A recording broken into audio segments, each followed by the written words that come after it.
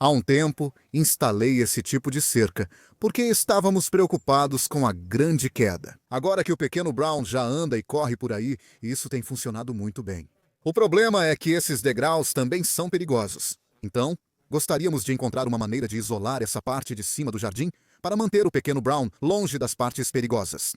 Estou pensando em colocar um portão aqui e uma cerca ao longo deste trecho e também aqui. Quero replantar vegetação para substituir o que tirei ao construir o quarto do jardim. Comprei 7 dessas plantas, que acho serem alfeneiros dourados. Para ocupar o espaço nos fundos, vou instalar um reservatório de água e quero adicionar calhas ao quarto do jardim. Sem calhas, a chuva escorria do telhado, caía no chão e respingava sujeira na base das paredes. Deck. Não sou muito jardineiro, mas acho que consigo. As ferramentas elétricas deixam tudo mais divertido. Depois posso plantar os ligustros. Não se preocupe, este canal não será de jardinagem. Eu reguei bem e depois aparei as pontas para deixá-los todos na mesma altura. E espero que eles sobrevivam. Agora vamos instalar essas calhas.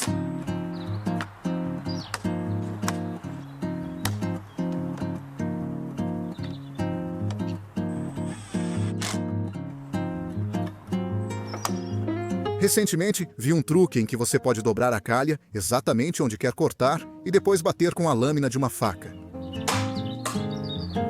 E você consegue um corte perfeito.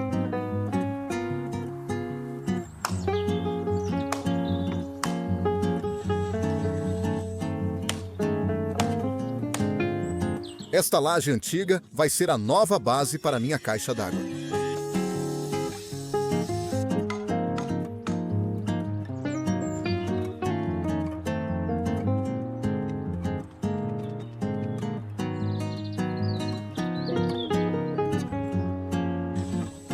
Só explicando. Esse dispositivo no cano de descida é o desviador, que direciona a água para a caixa d'água. Quando a caixa d'água encher, o excesso sairá por este cano. A água vai seguir o caminho e sair mais adiante no jardim, longe do prédio, neste canteiro de flores. Agora, a mangueira que veio com o kit desviador é bem curta. Mas eu encontrei este pedaço velho de tubo de cobre no galpão com o mesmo diâmetro. Só usei uma fita de silicone autoamalgamante para vedar isso. E é importante que isso seja instalado perfeitamente nivelado com o kit desviador. Então agora vamos ver se isso funciona.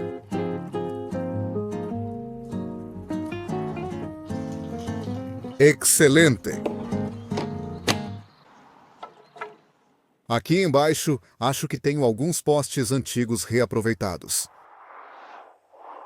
Esses não estão em ótimo estado. Tem muitos buracos de prego, mas acho que consigo usar as melhores partes. Quero que cerca e portão tenham cerca de 1 metro de altura. E uma boa regra é enterrar os postes 1/3 no chão. Então, vou cortar os postes para 1,5 metros. Cortar a 45 graus cria uma ponta bonita no topo e facilita o escoamento da água.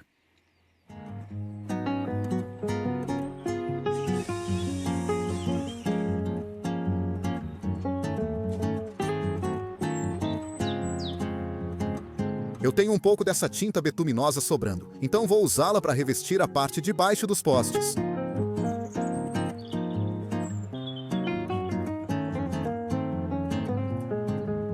Vou usar post-cret para fixar os postes. E eu gosto de colocar um pouco no fundo, antes de adicionar a madeira, só para garantir que tudo fique bem envolvido.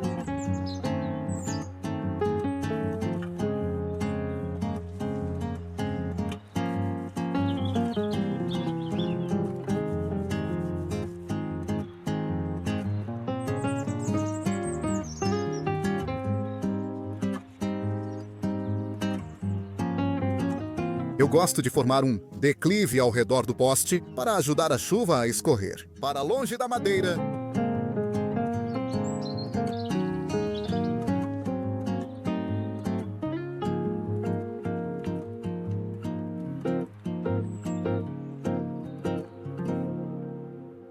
Toda vez que faço esse trabalho de colocar postes, sempre me surpreendo com o quanto é rápido e fácil.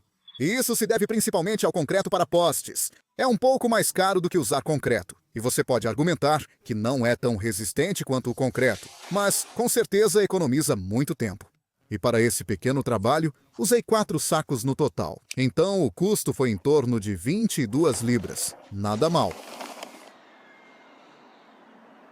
Então, agora é um novo dia e parece que fiz um bom trabalho instalando todos esses postes. Estão bem nivelados. No entanto, olhando para eles agora, acho que ficaram um pouco altos. Então, talvez eu tente cortar um pouco do topo.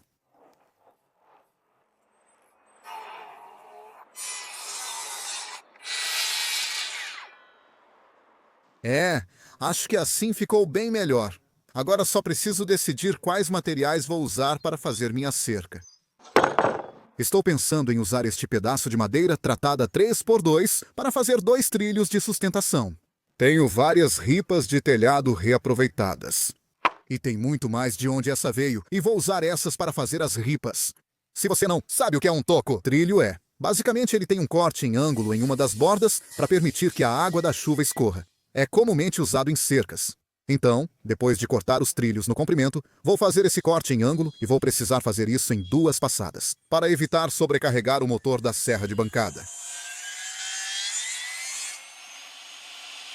Vou nivelar o trilho de baixo primeiro.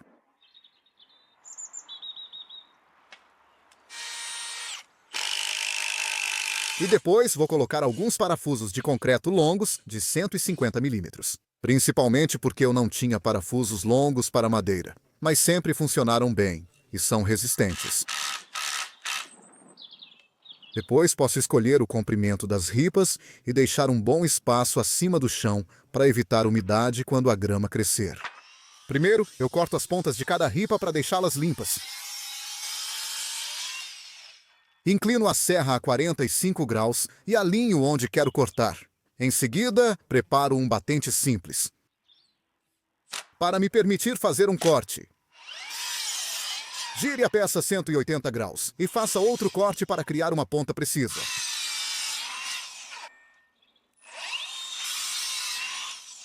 Essas ripas foram retiradas do nosso telhado há alguns anos e essa madeira é de ótima qualidade.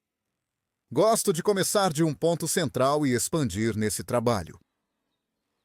E depois de colocar uma tábua nivelada na parte de baixo, posso começar a adicionar os baldes, utilizando outro balde como espaçador.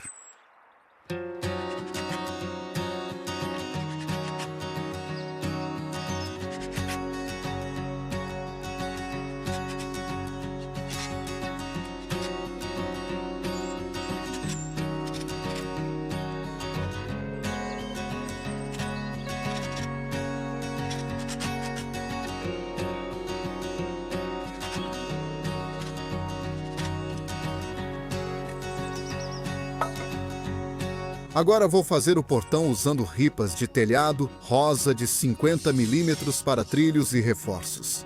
Pode parecer estranho, mas em alguns meses essa cor rosa vai desbotar para cinza.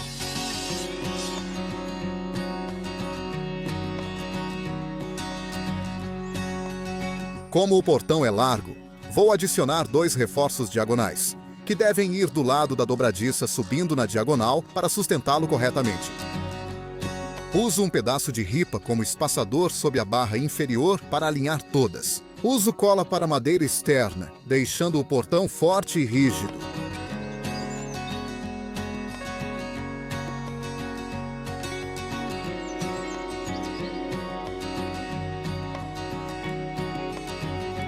Depois, uma lixada rápida para tirar as farpas. Agora, se eu fosse instalar o portão desse lado, com certeza ficaria mais bonito visto da casa. O problema é que simplesmente não fica bom ao lado da cerca. Então acho que vou deixar desse outro jeito. Essas não são as dobradiças que eu queria para o portão. Preferia usar umas mais longas. O ideal, eu acho, seria usar dobradiças com cerca de metade da largura do portão. Mas como esse portão é bem leve, acho que vai ficar tudo certo.